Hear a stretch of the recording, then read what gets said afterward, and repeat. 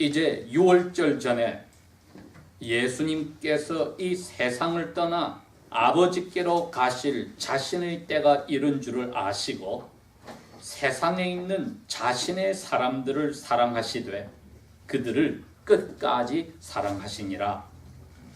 만찬이 중에 마귀가, 여기 마귀가 아니고 사탄이죠. 사탄이 시몬의 아들 이스가랴 유다의 마음속에 주님을 배반하여 넘길 생각을 넣으니라.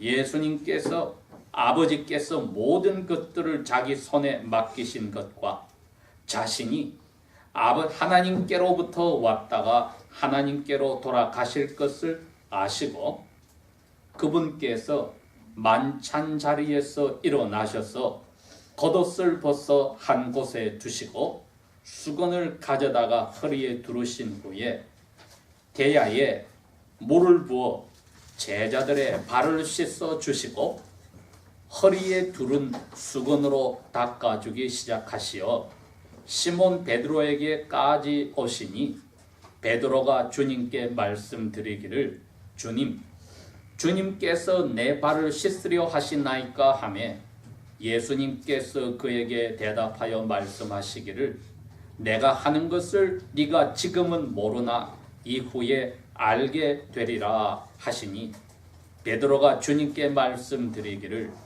주님께서 내 발만은 절대로 씻기지 못하시리다 하매 예수님께서 그에게 대답하시기를 만일 내가 너를 씻기지 아니하면 나에 대한 너의 몫이 없느니라 하시니 시몬 베드로가 주님께 말씀드리기를 주님 내 발뿐 아니라 내 손과 머리도 씻어 주소서 하매 예수님께서 그에게 말씀하시기를 이미 목욕을 받은 자는 그의 발밖에는 씻을 필요가 없나니 온몸이 깨끗함이라 너희가 깨끗하다는 다는 아니니라 하시니 이는 주님께서 자신을 배반하여 넘길 자가 누구인지를 아셨기 때문이라.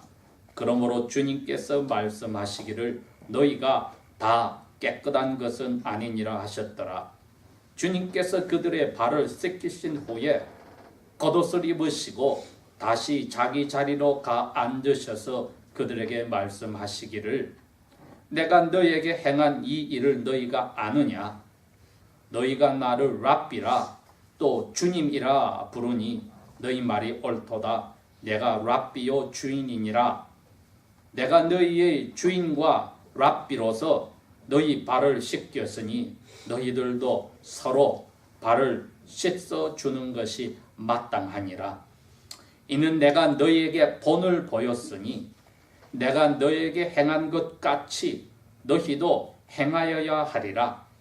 진실로 진실로 내가 너희에게 말하노니 종이 자기 주인보다 더 크지 못하며 보냄을 받은 자가 보낸 자보다 더 크지 못하나니 만일 너희가 이런 일을 알고 행하면 너희는 복 있는 자니라. 아멘. 너희가 이런 일을 알고 행하면은 복 있는 사람들이다. 이건 예수님께서 잡히시는 밤 그 바로 직전에 저녁 식사 중간에 일어난 이야기입니다. 그러니 밤새도록 잡혀서 고생하시고 채찍을 맞으시고 오전 9시에 예루살렘 성전에서 아침 제사가 드려질 즈음에 예수님은 6월절 어린 양으로 십자가에서 돌아가시는 일이 벌어집니다. 오늘 제가 이 제목을 예수님 말씀하신 명령대로 우리도 마땅히 서로의 발들을 씻어야만 합니다 라고 적었습니다. 예수님께서 이렇게 하셨을 때에 제자들에게 너희들도 마땅히 서로의 발들을 씻어주는 것이 마땅하다고 하셨으니까 제자들이 그러면 예수님을 따라서 그 자리에서 다 일어나서 대야를 하나씩 들고 서로의 발을 씻어주셨느냐? 그렇지 않았습니다. 그 대신에 예수님께서 하신 말씀의 뜻을 제자들이 13절 이후에 설명을 듣고 분명히 이해를 했습니다. 그럼에도 불구하고 근 2000년이 지난 오늘날까지 어떤 교회들에서는 성탄절이나 부활절 근방에 세족식이다, 발을 씻겨주는 일들을 서로 하고 있습니다.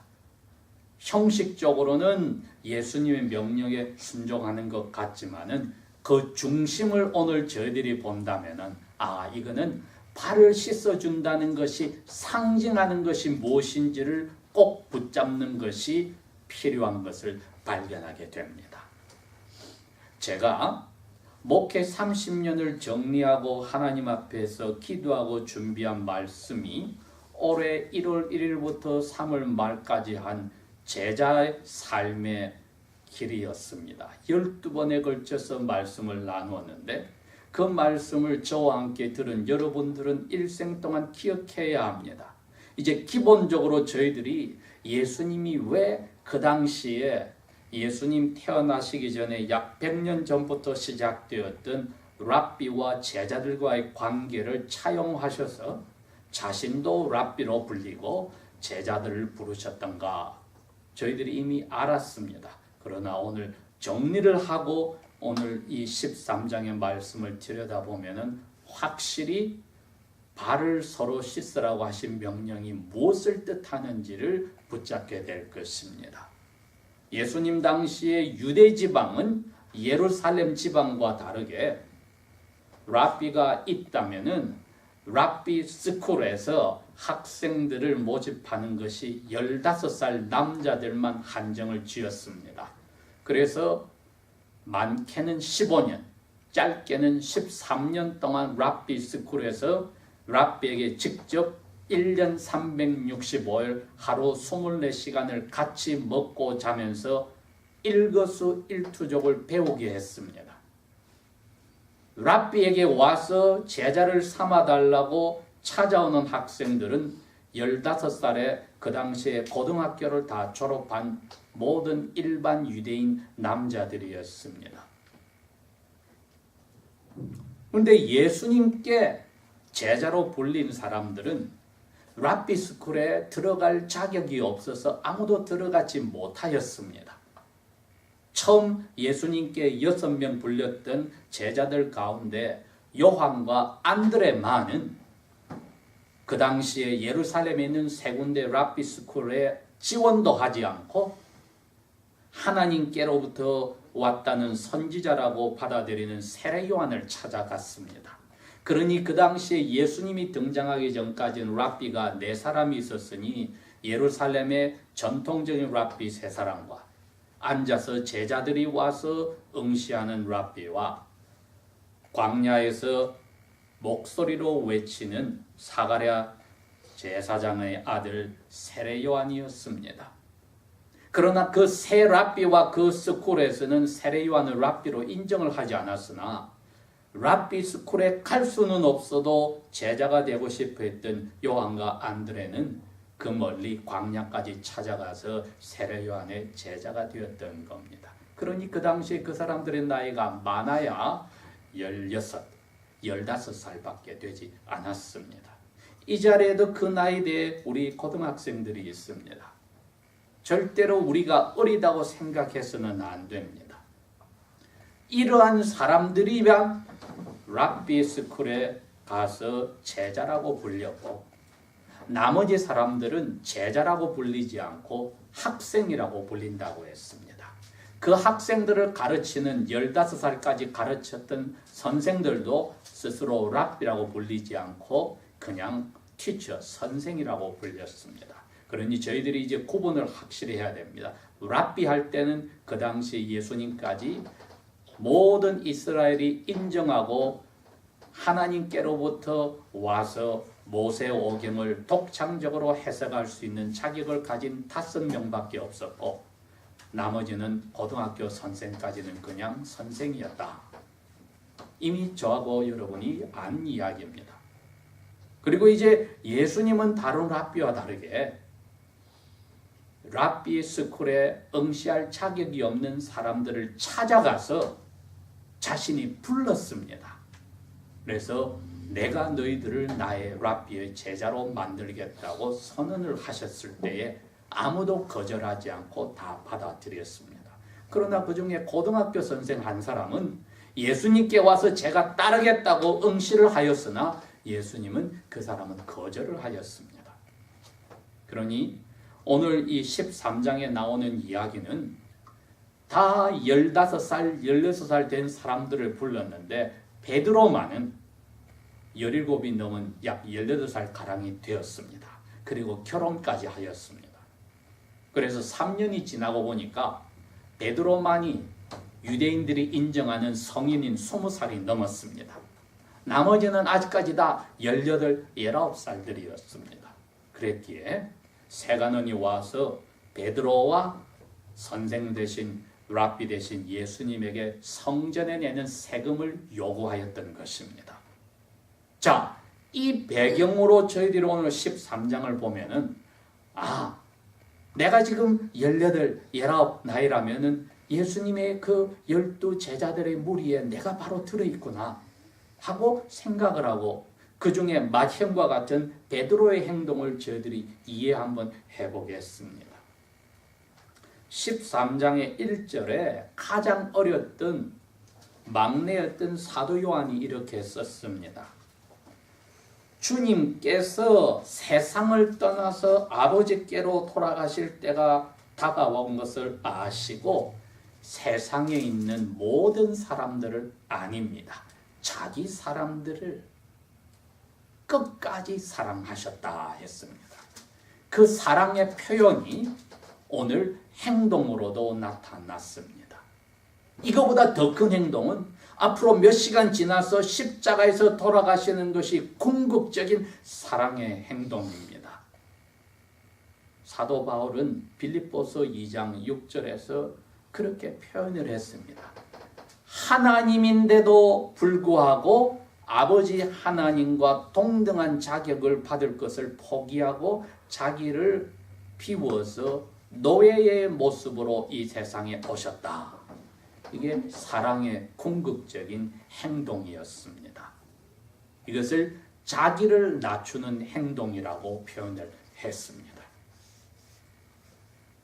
즉 예수님이 오늘 랍비의 자리에서 3년 동안 자기를 따라다녀서 자기의 언행 심사를 배우던 제자들에게 식사 중간에 십자가에서 돌아가시는 것보다 못하지만 제일 중요한 교훈을 남기려고 행동으로 옮기신 것은 자기를 낮추신 자기 희생의 사랑의 모습이었습니다.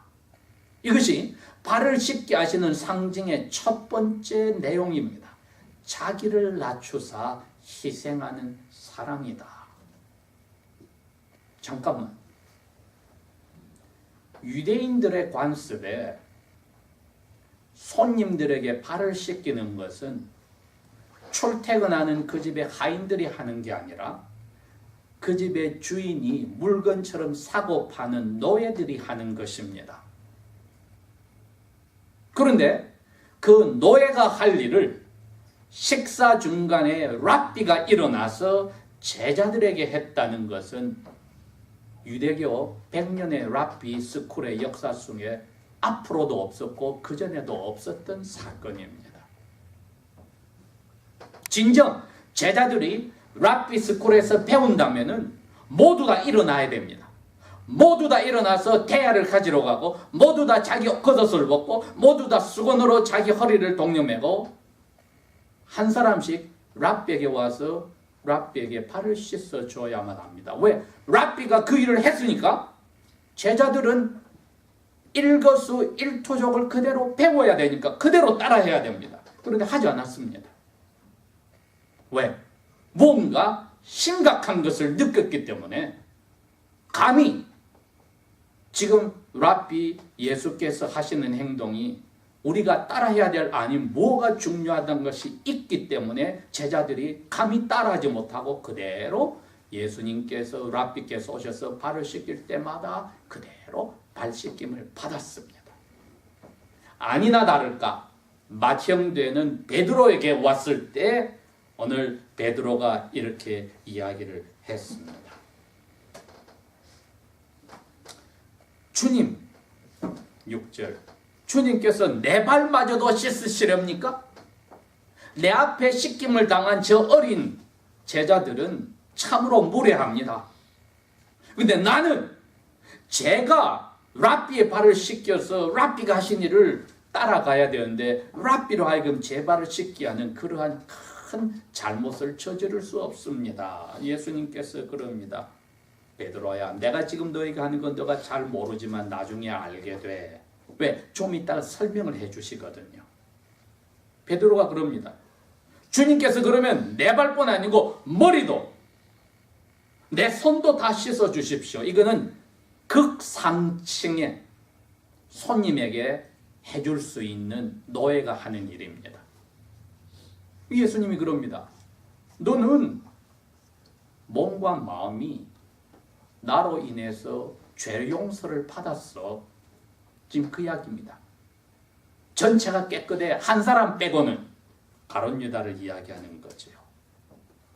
그런데 너는 날마다 이제 앞으로 내가 시킬 일을 하려면 발로서 걸어 다녀야 되는데 날마다 그 일을 하다가 너도 죄를 짓게 돼. 그러니 그 죄는 날마다 회개함으로 씻어야 돼. 내가 그 표시로 너 발을 씻겨주는 거야. 그러니 내가 너 발을 씻는 것을 너가 막겠다? 그럼 넌 교만해.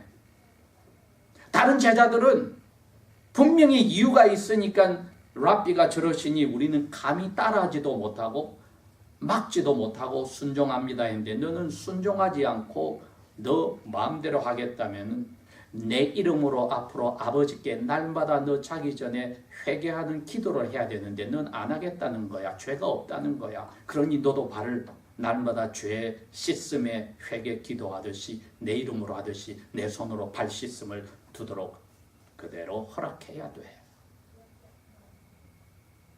그래서 베드로도 겸손히 낮아져서 주님이시오 랍비 대신 예수님께서 발 씻는 것을 그대로 두었습니다. 12절에 이렇게 말씀했습니다. 사도 요한이 이렇게 적었습니다. 그 자리에 있었으니까요. 주님께서 제자들의 발을 다 씻기신 후에 수건을 내려놓고 두었던 겉옷을 입으시고 다시 자기 자리로 앉으셔서 이렇게 말씀하셨습니다. 내가 너희들에게 한 일을 너희가 알겠냐? 대답을 듣기 전에 직접 설명을 이제 14절부터 13절부터 하십니다. 너희들이 나를 랍비라 부르지? 나를 마스터 주인님이라고 부르지? 맞아. 내가 너희들의 랍비고 주인님이야. 왜? 몇 시간 있다가 내가 너희들 죄값을 하나님이 벌 내릴 때 내가 대신 받아서 너희 생명을 내가 하나님께서 사게 돼. 그러면 나는 너희의 노예 주인처럼 주인이 되는 거야. 자, 너희들의 주인이고 랍비인 내가 이 일을 했는데 이 세상에 우리 유대인의 관습으로 보자. 나에게 와서 배우겠다는 제자들이 랍비보다도 더 높은 자리에 갈 수 있어? 없지. 너의 주인에게 죽이고 살리는 권한이 있는 그 물건처럼 팔리고 사는 노예가 있는데 그 노예가 너의 주인보다 높을 수 있어? 없지. 내가 너희들의 노예 주인이고 랍비로서 이 일을 했으니까 너희들도 당연히 서로 발을 씻어주는 것이 필요해. 여러분, 이거는 서술형으로 마땅히 발을 씻으라는 것은 명령과 똑같습니다.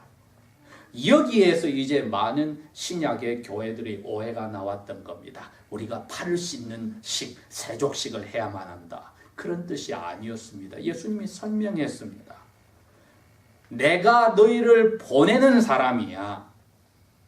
보내심을 받은 사람, 여러분 사도란 뜻이 그겁니다. 보내심을 받은 사람, 어파슬, 여기 그릭 단어가 바로 그 단어입니다. 어파스톨러스.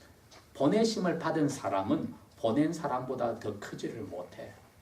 보내는 내가 너희들을 발을 씻겨 주었으면은 보내심을 받은 너희들도 서로 발을 씻겨 줘야 돼. 이거 두 번째 뜻은 이겁니다. 너희들은 할 일이 있는데 그 일은 서로의 발을 씻는 데서 시작하는 거야. 여러분, 우리가 그리스도인으로 삽니다. 믿지 않는 사람과 어울릴 수도 있고 같은 직장에 있을 수도 있고 내 사업장에 피고용인이 또 믿지 않는 사람일 수가 있고 이웃이 그럴 수 있고 우리 친척 가족이 그럴 수 있습니다. 그때에 나는 하나님께 구원받은 순간에 세례받은 순간에 죽임을 당하여 하늘로 끌려가지 않고 살아있다면 이유가 하나뿐이다. 랍비 대신 하나님의 아들 대신 예수님을 닮아가려고 살려주셨다.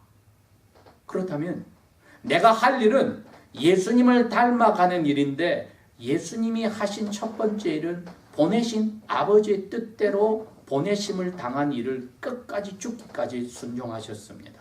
이게 두 번째 뜻인 겁니다. 우리를 보내셨으니까 보내시면 일이 있어서 살려주셨으니까 개개인의 제자들이 랍비와 똑같이 일을 하려면 발을 씻는 것 같은 일을 시작합니다. 이게 서로에게 겸손한 것입니다. 나는 당신의 노예가 되겠습니다. 우리 교회가 멤버들이 한 사람 한 사람이 서로를 향하여 나는 당신의 노예로서 사랑하고 섬기겠습니다. 이 자세가 되는 것이 마땅하다는 겁니다. 겉으로 크리스마스나 부활절에 서로 발을 씻는 것이 아니라 신령과 진리로 마음에서 나는 내 옆에 앉은 이 형제 자매 교우보다도 못한 노예야. 예수님이 말씀하신 나는 너희에게 성경을 받을 게 아니고 노예처럼 똑같이 내려와서 죄값을 대신 지는 섬기려 왔어. 이 말씀을 우리 개개인이 새기라는 겁니다.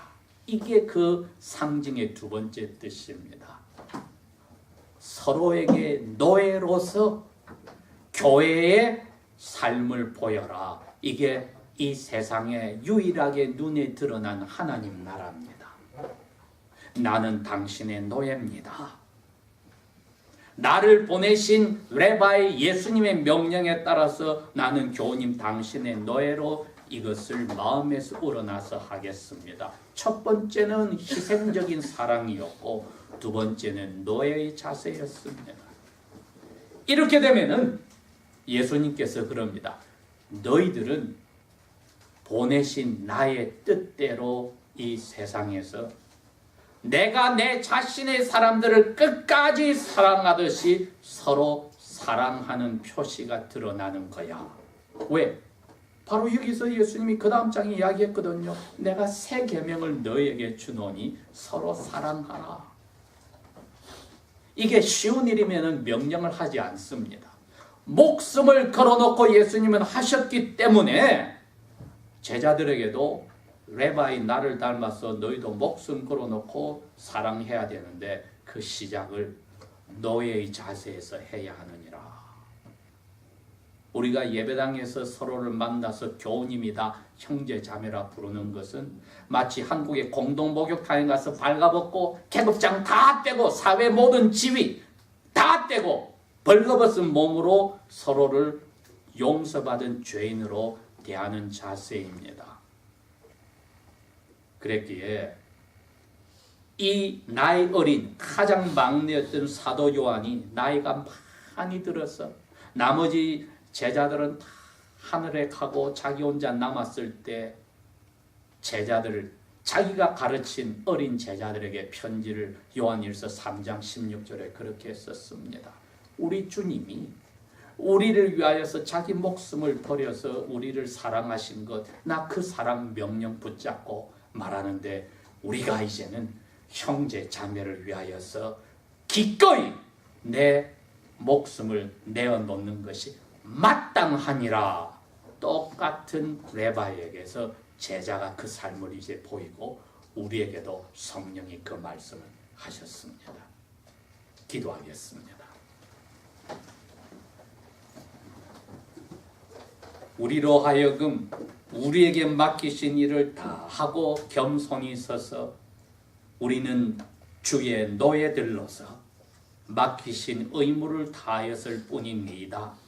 무익한 노예들이니다고 고백하라고 하신 주님, 또 한편으로는 우리를 같은 아버지의 아들, 딸로 취급해 주시고 친구로 대접해 주신 주님, 마지막 순간에 사랑의 모범을 오늘도 보여주신 것, 성령을 통한 그 사랑에 잡히지 않고는 저희들이 실행할 수 없음을 고백합니다. 우리의 마음 깊숙이 성령께서 이 자기 희생과 노예 자세의 사랑을 심어주시고 샘물처럼 넘쳐나서 우리 개개인과 교회 모습 속에 보내심을 받은 사람들의 열매가 맺히게 하여 주십시오. 예수님 이름으로 감사 기도합니다. 아멘.